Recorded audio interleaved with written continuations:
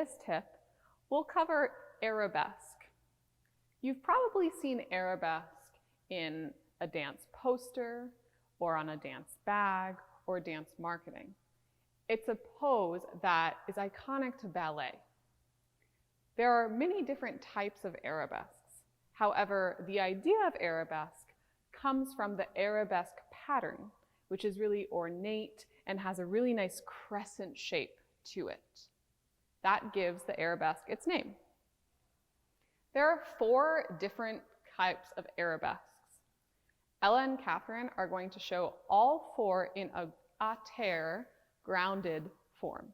The first one is first arabesque, taking a preparation and chasse, first arabesque. Notice that in first arabesque, they're looking over their front arm and their side arm is extending out from them. Moving into second arabesque, they shift their arms and shift their head.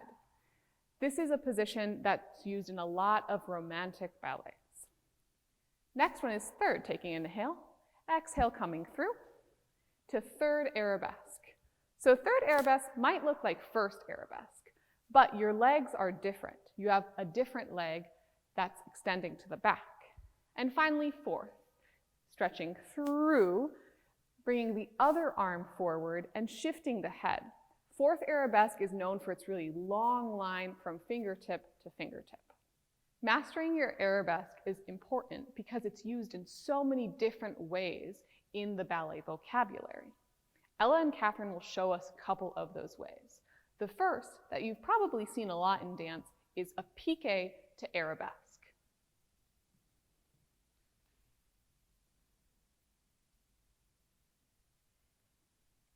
Another way to use your arabesque is in a turn. Katherine will now show us an arabesque turning.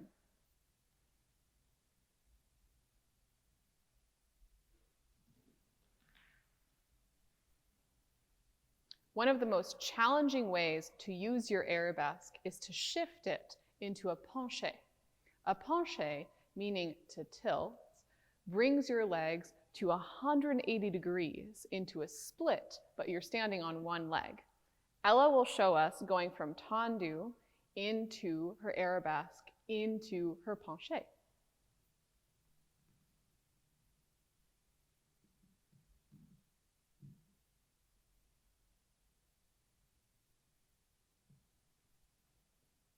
As with everything in ballet, alignment is key.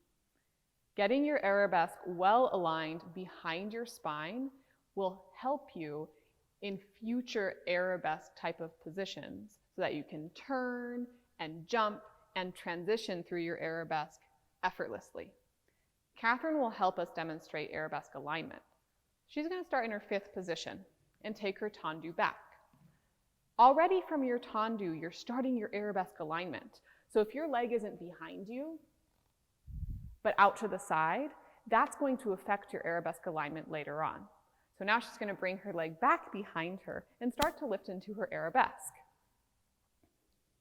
This is a beautifully aligned arabesque. Her leg is going directly behind her spine. Notice that if her leg isn't behind her spine, she has to compensate by shifting her spine away from her leg, which makes it harder to maintain the position.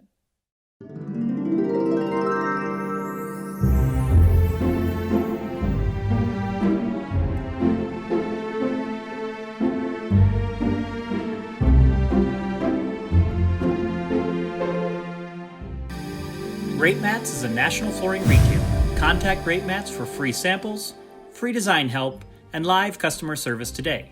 If you like what you've seen here, be sure to subscribe to our YouTube channel and follow Greatmats on Facebook, Instagram, LinkedIn, Pinterest, and Twitter.